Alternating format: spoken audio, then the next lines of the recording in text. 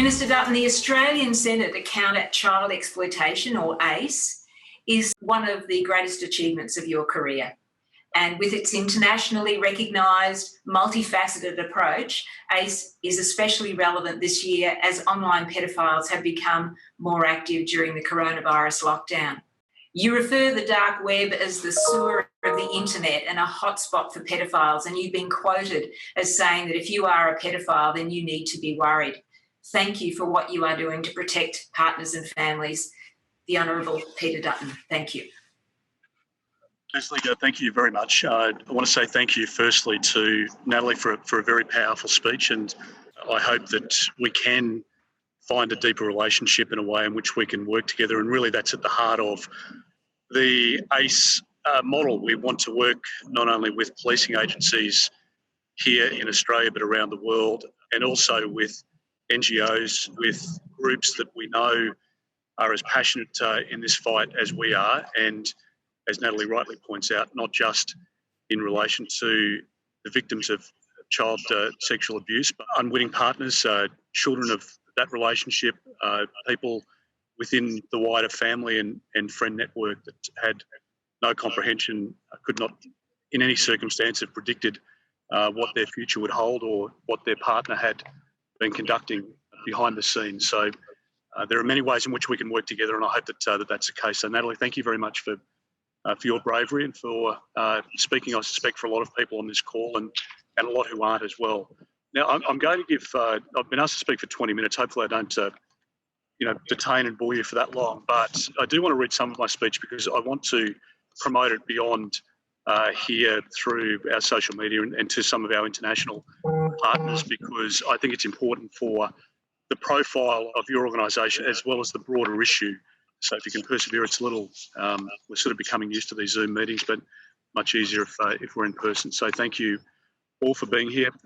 Also want to say thank you very much for the work of John Rouse and others. It's an amazing calling that people have accepted, and the lives that you have changed, the police officers in particular who work day and night, who give a lot of their personal time in the relationship building is quite remarkable. So I really acknowledge the work of the staff at ACE, and within my portfolio of home affairs, I've made it the number one priority, along with stopping a terrorist attack in our country. I really see it as the number one priority for our government, and the investment that we've made into ACE, I hope, has made that point very clear to a lot of people.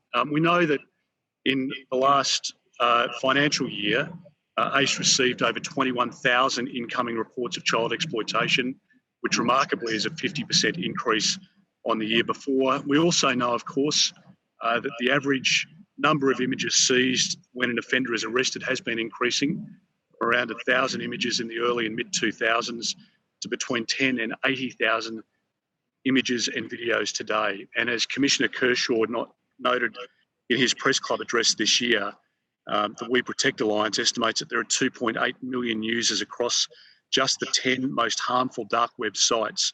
2.8 million users logging on, ordering whatever they want.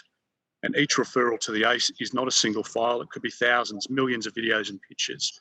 The ACE are dealing with a database of 22 million seized videos and images, and will soon merge with the Queensland database of another 50 million. Children they are trying to identify and remove from harm. That's the priority here for us. They're seeing more videos, younger children, more violence. Australian offenders are involved in producing that material. The AFP and state and territory police are very important partners and are working tirelessly to combat this devastating crime, and without their assistance we wouldn't be able to achieve the success that we have at a federal level. Children are being removed from harm, victims are being identified, and offenders are being arrested and charged.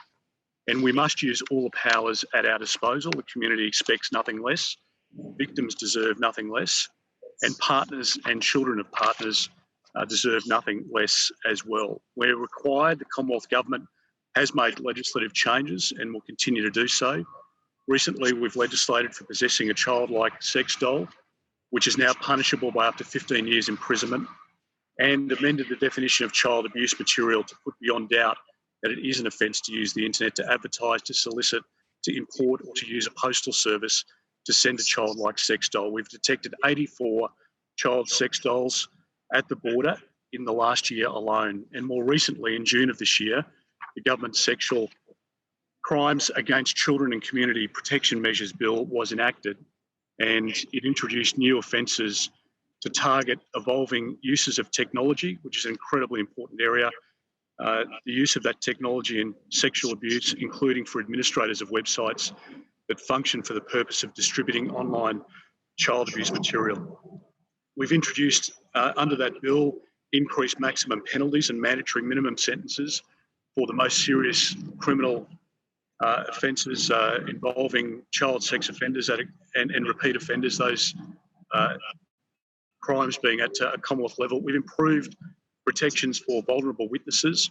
We've introduced offences of grooming third parties, including by communicating online or through a postal service, with the intention of making it easier to procure a child for sexual activity in Australia and overseas.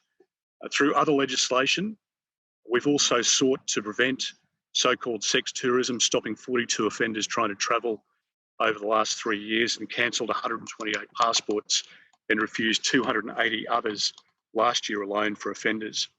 We're currently working with respective agencies on legislation to target the increasing use of anonymising technologies, and in particular the use of the dark web.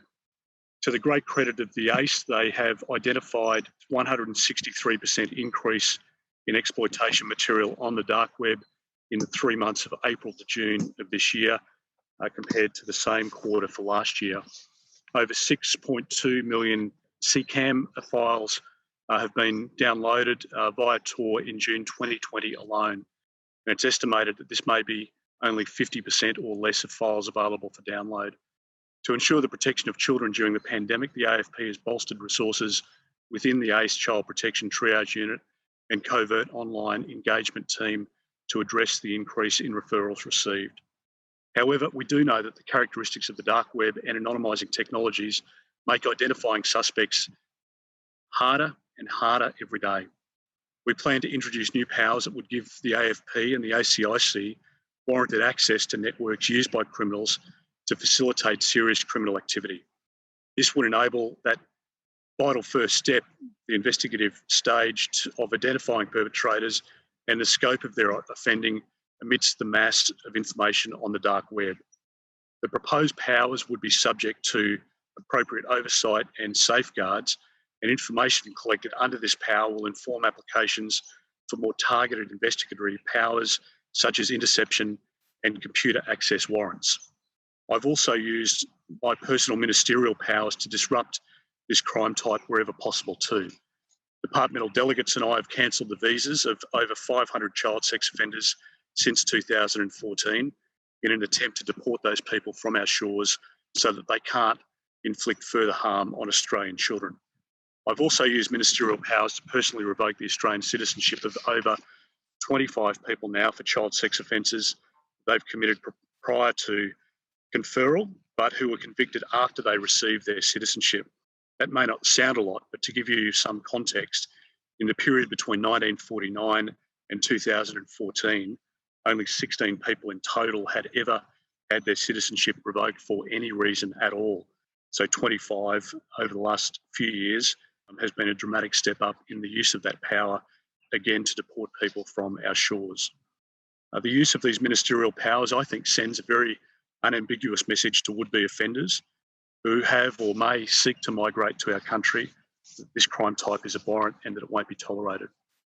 The establishment of the Home Affairs portfolio, as I pointed out before, has presented, I think, unprecedented opportunity to harness the integrated power and ability and strength of the key agencies, not just the AFP or Australian Border Force, but importantly AUSTRAC as well as the Australian Criminal Intelligence Commission and the department's own resources in their work to target threats to children generally. So it's my hope that the benefits of this work will benefit us into the future, well after I've left this role and after our successors have come into to their respective positions. This is a lifetime work for any organisation, for any individual. To spearhead our efforts, we established the AFP-led ACE, as you know, only a couple of years ago, and I just can't sing the praises enough of all of the investigators there, the work that they do, the partnerships that they establish, the consequences obviously on their work of COVID, and importantly, their relationship with PartnerSpeak. I want to make sure that this relationship develops and that it strengthens, that it deepens, because we want to make you a priority as well. The ACE does bring together resources of governments, both state and Commonwealth, but also international as well. The work that we've been able to do with our Five Eyes partners and the United States and the United Kingdom and New Zealand head the pack really brings together an international force, because we know that this crime type spans across any of our communities, our suburbs, our borders, both domestically and internationally. And ACE does provide a world-class partnership opportunity for other agencies and for other governments around the world, and they're seen as that. They are seen as world leading because of the expertise of the investigators and the way in which they work. So I want to make sure that we can, in partnership with the ACE, to work to free children from exploitation through its 4 pillars of prepare, prevent, protect and pursue. And with the help from PartnerSpeak, there is a platform where advice and support is provided for victims. The physical presence of PartnerSpeak and other groups, other NGOs at the ACE headquarters in Brisbane is a powerful opportunity to deepen the relationship as well. Or if that's not possible, to connect virtually, and we'll continue to make sure that we do that. The Commonwealth Government, if I can just very quickly point out, I think this is an important area of work and advocacy for all of us, including PartnerSpeak. But the work that we're doing on international partnerships in a range of issues, particularly around the issue with Facebook at the moment, is very important for us all to understand and to engage in. We know that Facebook made 15.9 million reports relating to child sexual abuse in 2019 to the United States National Centre for Missing and Exploited Children. Facebook's move, as proposed, to a default end-to-end encryption model will virtually wipe out all of those referrals. The victims and the certain future victims will disappear from the view and safety of law enforcement. On the 27th of May, only a couple of months ago, Facebook rejected a shareholder resolution that called for an assessment of the risk regarding the company's plans to implement end-to-end encryption, in particular the risk of increased child sexual abuse and reduced visibility of material. Despite the backing of a large number of shareholders, around 45% of the vote, the resolution failed to pass due to Facebook's dual share voting structure that grants Chief Executive Officer Mark Zuckerberg more than 50% of voting shares. At the 5-country ministerial video conference held in June, all of the ministers urged companies to work with governments in a meaningful way that provides protection for users of the end-to-end encryption where it's legitimately used, but that exposes those people that are using the platform to abuse children and to commit other serious crimes, including terrorism. So we continue to work across multiple jurisdictions and rely heavily on the cooperation and flexibility from our partners. We can only do what we do. ACE can only enjoy the continued success and compound that success if they have deep and meaningful relationships with organisations, including PartnerSpeak. So, ladies and gentlemen, I want to leave it there, and I'd really appreciate the opportunity to speak with you.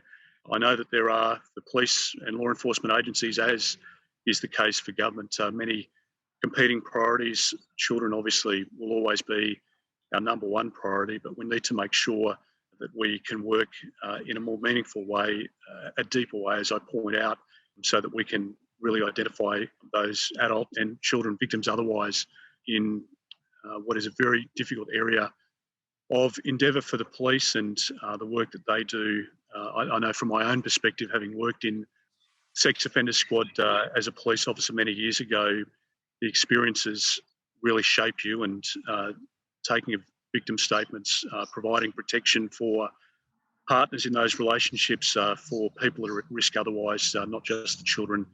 It really does have a heavy burden on those investigators and many of you that are providing support, perhaps that have been victims yourself or that see your way to provide support above and beyond what many other people do. And I really do recognise that most sincerely and genuinely today, and I hope that we can strengthen the relationship into the future. So thank you for the work that you've done over the last 12 months, and I wish you at this AGM all the very best for continued success and a building of the model that so many people have bravely built up over a period of time. So thank you for allowing me to be part of it today. Thank you, Minister Dutton. We certainly value the relationship and with ACE moving forward, combating these horrendous crimes committed against children and the impacts that it has right across families and our society. The partners of perpetrators of child sexual abuse material are deeply traumatised and intimate with the harm caused to children abused by this abhorrent crime. And we stand with you in the efforts of ACE to hold perpetrators to account and to interrupt this heartbreaking abuse. The partnership between us, PartnerSpeak and ACE, is very important to us, and the board, staff and the PartnerSpeak community express our gratitude in your standing with us at our AGM today. And we look forward to continuing to work with you to disrupt child sexual abuse and to protect all families. Thank you very much. Thank you. It's a pleasure. Thank you so much. Thank you.